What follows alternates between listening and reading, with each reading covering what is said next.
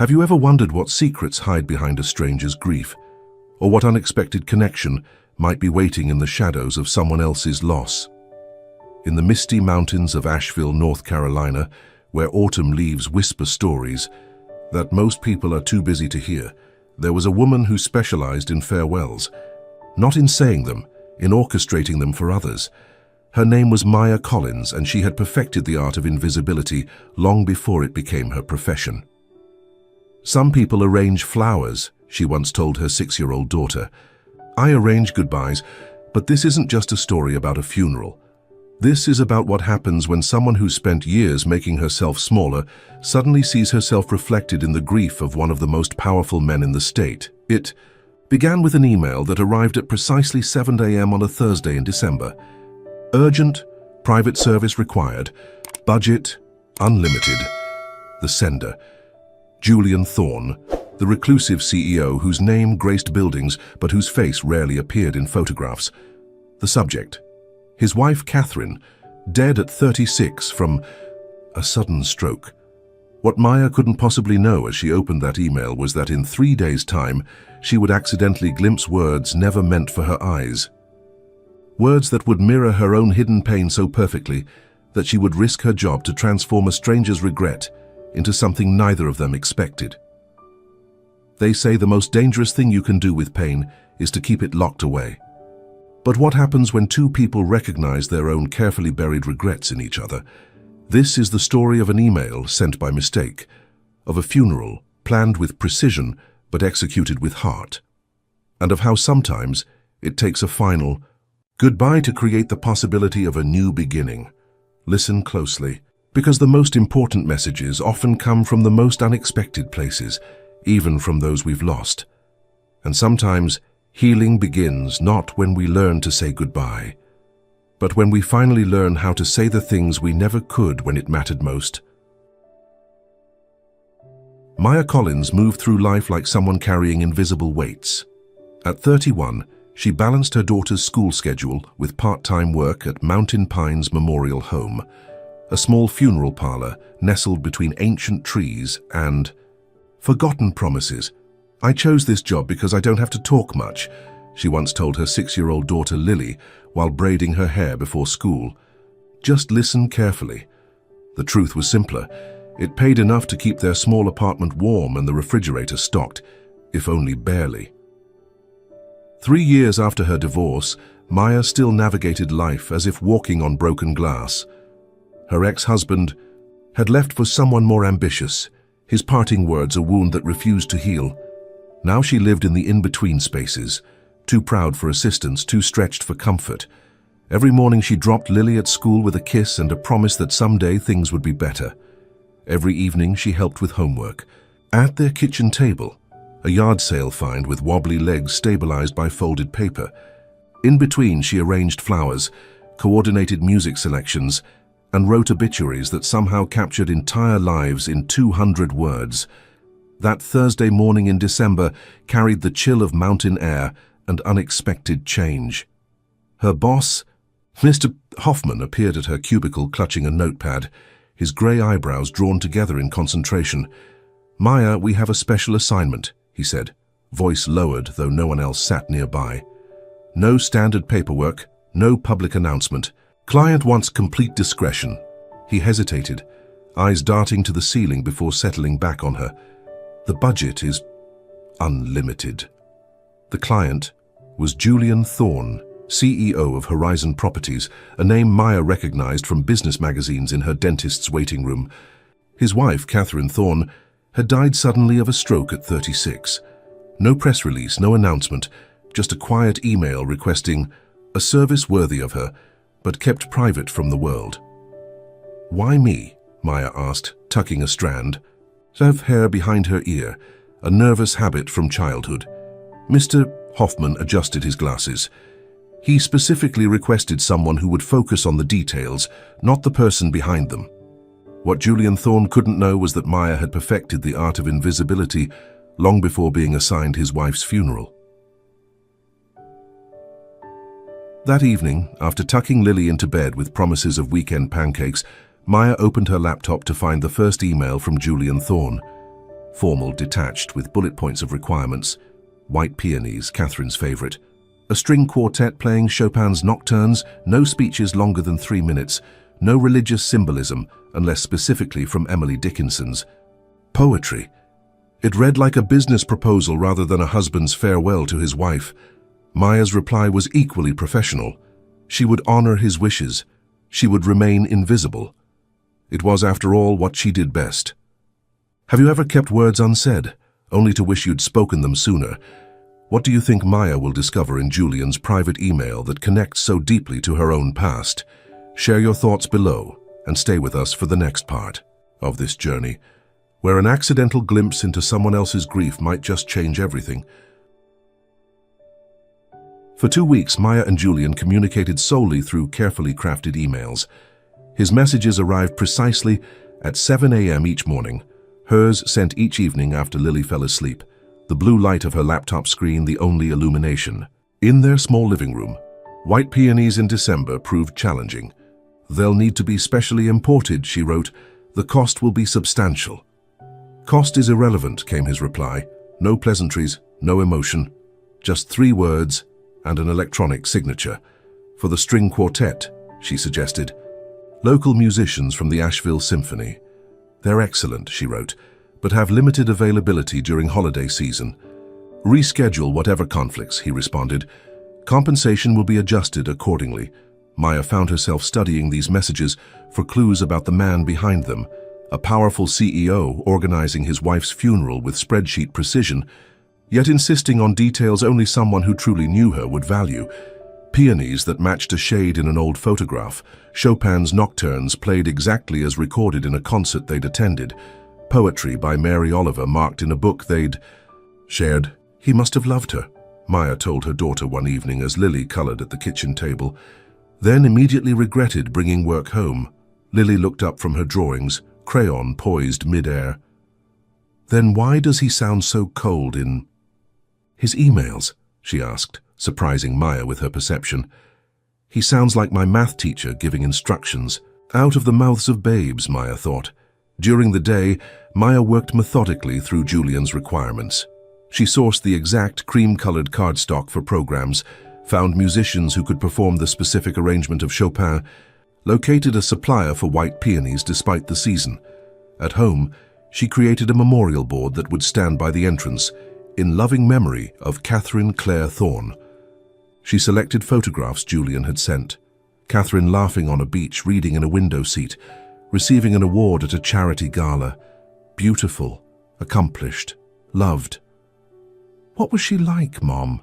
Lily asked, peering at the photographs spread across their coffee table. "I never met her," Maya replied, carefully mounting a picture of Catherine in a garden. "But you're telling her story now, aren't you?" Maya paused, struck by the truth in her daughter's words. She was indeed crafting Catherine's final narrative, yet knew nothing of her beyond bullet points and photographs. That night, after tucking Lily in, Maya sat with her laptop open to a new email draft.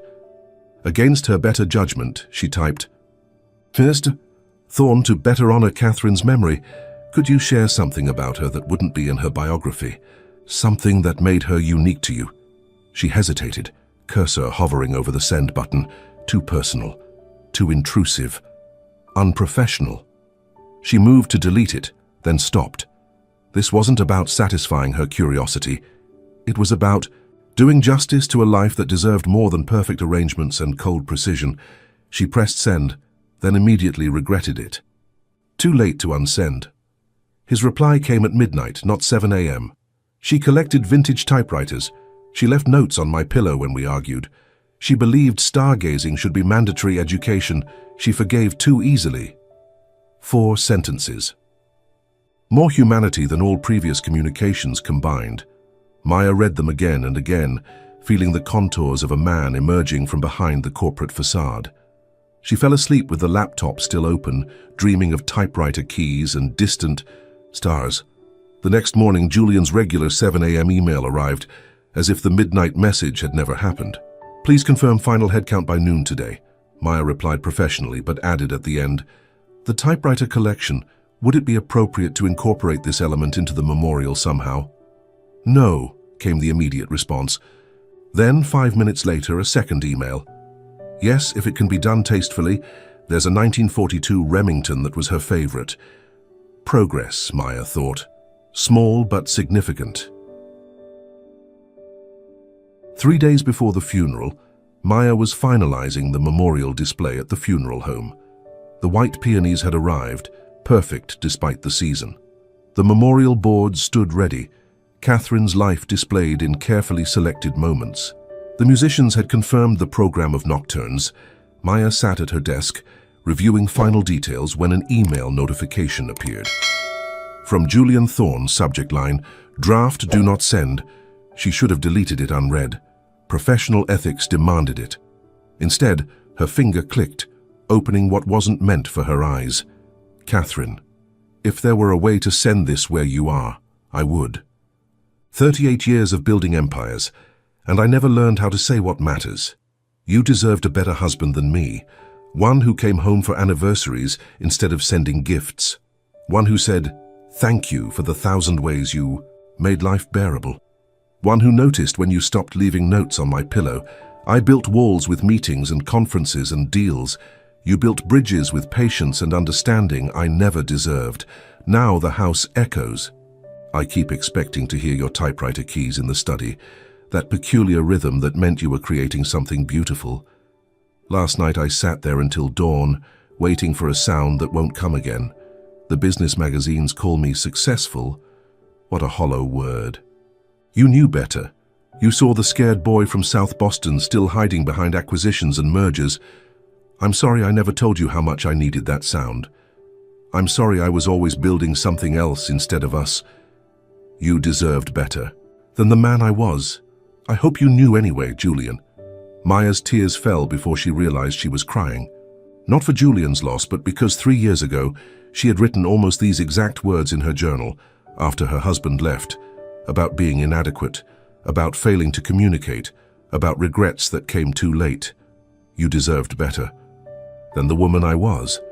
She had repeated those words to herself countless times during sleepless nights. The same guilt, the same regret, the same pain, just with different circumstances and different faces.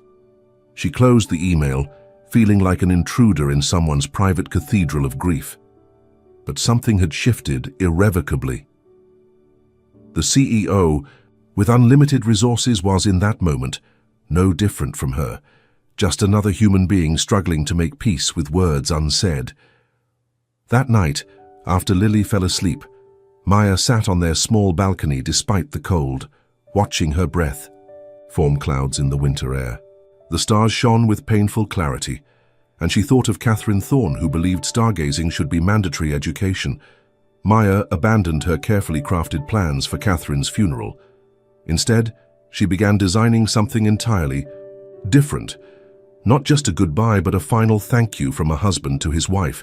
She worked through the night, calling in favors, rearranging displays, rewriting the program. Mr. Hoffman would likely disapprove, but something deeper than professional obligation drove her now. A recognition that healing begins when pain is acknowledged, not hidden behind perfect arrangements. The next morning, she drove to an antique shop across town that specialized in vintage typewriters. The owner, an elderly man with kind eyes, listened to her rushed explanation. "A 1942 Remington," he mused.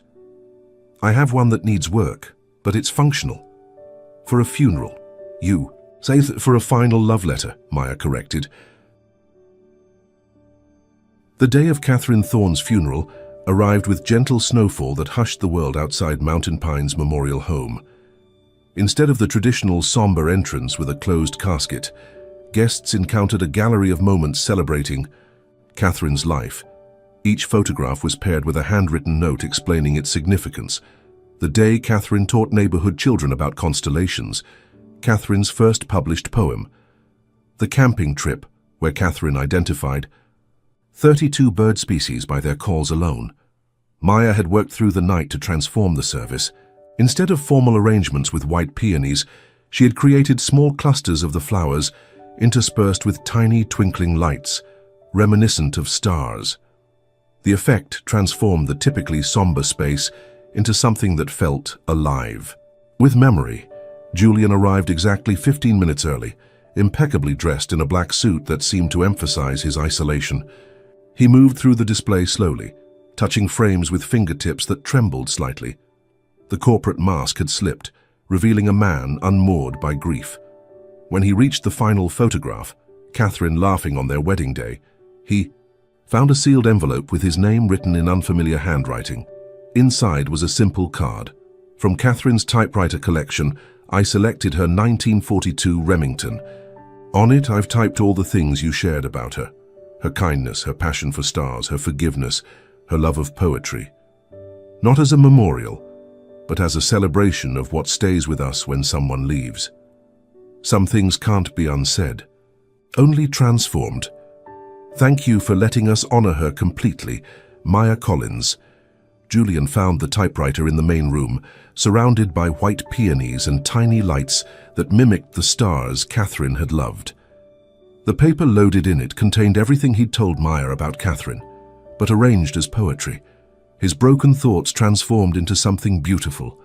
His hand covered his mouth as he read, shoulders shaking slightly. The guests arrived, gradually. Colleagues, friends, family members, each pausing at the displays Maya had created. Unlike typical funeral gatherings filled with awkward murmurs, this room buzzed with genuine conversation, with "I remember when," and "she once told me." The service proceeded not as a somber farewell, but as a celebration of connection. How Catherine had touched lives, built bridges between people, forgiven imperfections. Maya had created displays showcasing the vintage typewriters Catherine collected, each with notes about their history and why she might have loved them. When the string quartet played Chopin's Nocturnes, Maya watched Julian close his eyes, his hand resting on the 1942 Remington, as if it were a physical connection to his wife. Throughout it all, Maya remained professional, invisible, directing with quiet efficiency. She caught Julian's gaze once. His eyes red-rimmed but focused entirely on her for one startling moment, before she looked away, suddenly conscious of the boundary she had crossed in reading his private draft. When the service concluded, guests lingered, sharing stories, examining the typewriters, connecting in ways funeral attendees rarely did. Maya began the subtle work of cleanup, staying in the background until a voice behind her said, "Miss Collins." She turned to find Julian Thorne standing too close, his presence commanding even in grief. "This wasn't what I requested," he said quietly. Maya straightened her shoulders. "I can explain. It was better," he interrupted. "It was what she deserved." He hesitated, something unreadable passing across his face. "Thank you for hearing what I couldn't properly say." Before she could respond, he was gone, leaving. Maya with the strange feeling that something significant had occurred, though she couldn't name it. Weeks passed. Maya returned to her routine. School lunches, utility bills, part-time hours. The Thorne funeral became another completed file, though she sometimes found herself rereading Julian's misdirected email, wondering if he'd found some measure of peace. Then came the meeting. Mr. Hoffman called her into his office, his expression unreadable. "Maya, there's been a development." He adjusted his glasses nervously. "Mountain Pines has been acquired by Horizon Holdings." Her stomach dropped. Corporate acquisition usually meant downsizing. Single mothers with part-time positions were always first to go. "I understand," she said, already calculating severance versus rent. "No, I don't think you do," Mr. Hoffman replied. "The new owner has specific plans for you." Julian Thorne sat behind Mr. Hoffman's desk, somehow making the small office seem both smaller and larger, simultaneously. He looked different in daylight, the sharp edges of grief softened, though not erased. "Miss Collins," he began, then corrected himself. "Maya, thank you for coming, for I didn't have much choice," she replied, then winced at her candor. A hint of a smile touched his lips. Directness, refreshing after months of people walking on eggshells around me. He gestured to the chair across from him. "Please," said. Maya sat, hands folded tightly in her lap. "Am I being let go? Better to face it directly. The opposite?" Julian leaned forward, elbows on the desk. I've purchased Mountain Pines, but not to dismantle it. I'm establishing a new division, Compassionate Farewells. It will provide dignified memorial services for families who can't afford them. Maya blinked, trying to process this unexpected turn. I'd like you to lead it, he continued. Your salary would triple, full benefits, regular hours compatible with school schedules. The words hung in the air between them. Maya thought of her wobbly kitchen table, of Lily's outgrown shoes, of the constant calculations of which Bill could wait another week. Why? She finally asked. Julian was silent for a moment. I've spent my life building things I thought mattered. Properties, developments, portfolio diversification. He spoke the last words with gentle self-mockery. Then Catherine died, and none of it mattered. He touched a small photograph frame on the desk. Catherine, Maya realized. But what you created, it mattered. You took words I couldn't say and transformed them into something healing, not just for me, but for everyone who attended. I read an email I shouldn't have, Maya admitted. Your draft to Catherine. Julian nodded slowly. I know our IT department flagged it as opened. A wry smile. Corporate security habits die hard. I'm sorry for the invasion of privacy. I'm not. His voice was quiet but firm. Whatever you saw in that email helped you understand what I needed but couldn't articulate. He paused. You recognized something in it, didn't you? Maya thought of denying it, preserving her professional distance. Instead, she nodded. Loss has different faces, but the same voice. Will you consider my offer? The position needs someone who understands that grief isn't just about saying goodbye. It's about honoring what remains. Maya looked down at her hands, then back up at Julian. I need to ask something first. That email, when you wrote that Catherine deserved better than the man you were. She hesitated. Did you ever tell her? Pain flickered across Julian's face. No, I thought there would be time. There never is, Maya said softly. My husband left because I never showed him who I really was. I was always trying to be stronger, more capable, less needy. By the time I realized what I'd lost, it was too late. Julian's gaze was steady. Is that what you saw in my email at yourself? Parts of myself I've never admitted to anyone, except me just now. His voice was gentle. Perhaps that's why this position makes sense. You understand that connections don't end with goodbye, they transform. Maya thought of Lily waiting at school, of possibilities that had seemed impossible just hours before. I'll take the position. Julian nodded, relief visible in the loosening of his shoulders. The first project is already scheduled, family of 4. Father died of cancer. No insurance. When do I start? You already have, Julian said, sliding a folder across the desk. Your vision for Catherine's service, that's exactly what Compassionate Farewells will provide. Not just arrangements, but transformation. 3 months later, Maya Collins stood in the renovated east wing of Mountain Pines, now dedicated to Compassionate Farewells. The walls, once somber gray, now held rotating displays of artwork by local children. Because grief needs color, Maya had insisted when presenting her design. She led the 5th memorial service under the program, this one for an elderly librarian whose family could afford only the most basic arrangements. Instead, they received a celebration that honored 40 years of sharing stories with the community. Each guest received a bookmark with a favorite quote, and the library announced a reading nook established in her name. Across the room, Julian. Thorne stood quietly watching as Maya transformed another family's grief into a celebration of connection and memory. He attended every service, though he never interfered with Maya's direction. Sometimes, after a particularly moving moment, their eyes would meet briefly. 2 people who understood that healing happens in the spaces between words. Later that evening, as Maya gathered her things to pick up Lily from her after-school program, a luxury now affordable, Julian appeared at her office door.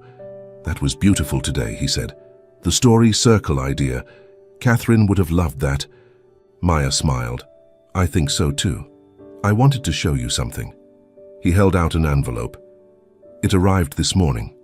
Inside was a letter from the librarian's grandson, a 12-year-old boy who wrote, "I didn't know how to say goodbye to Grandma. But you showed me I didn't have to say goodbye, just thank you." Maya felt tears prick her eyes. "This is why we do this." Julian nodded.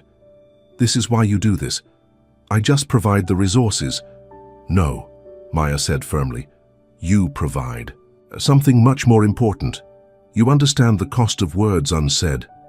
She hesitated, then added, "Catherine knew, Julian. Women always know when they're loved, even when the words are difficult." Something in Julian's face shifted, a tension releasing that he might have carried for months. "Thank you for saying that." As Maya left the building, snow beginning to fall again on the mountains surrounding Asheville, she thought about the strange journey that had brought her here. From invisible coordinator to director of a program that helped others transform grief into gratitude. Some pain can't be erased, but it can be transformed into something meaningful when someone truly listens, truly sees. In the quiet space between endings and beginnings, Maya had found her voice, and Julian had found a purpose beyond accumulation. That evening, as she helped Lily with homework at their new kitchen table, solid oak, no paper shims needed, Maya thought about the power of words, both spoken and unspoken. She thought about second chances and how they sometimes arrive disguised as endings. "Mom?" Lily asked, looking up from her science book. "Are you happy now?" Maya considered the question carefully. "I'm learning something important," she said finally. "Sometimes the breaks in our lives are where the light gets in." "Is that from a poem?" Lily asked. "No," Maya smiled. "Just something I learned from planning a funeral for someone I never met." If this story touched your heart, if you believe in second chances born from understanding someone else's pain, remember, there are always opportunities to listen more, deeply, to transform grief into connection, to build bridges from the walls in our lives. Sometimes the most profound healing begins when we recognize ourselves in each other's brokenness, and sometimes the words we never say to one person become the gift we offer to another, a chance to hear, to understand, and to begin again. If this story touched your heart today, please take a moment to like, share, and subscribe. Your support means everything. It helps these stories reach those who need them most. Thank you for spending this time with us. Remember, new stories that heal and inspire arrive every week on this channel. Until next time, keep listening with your heart.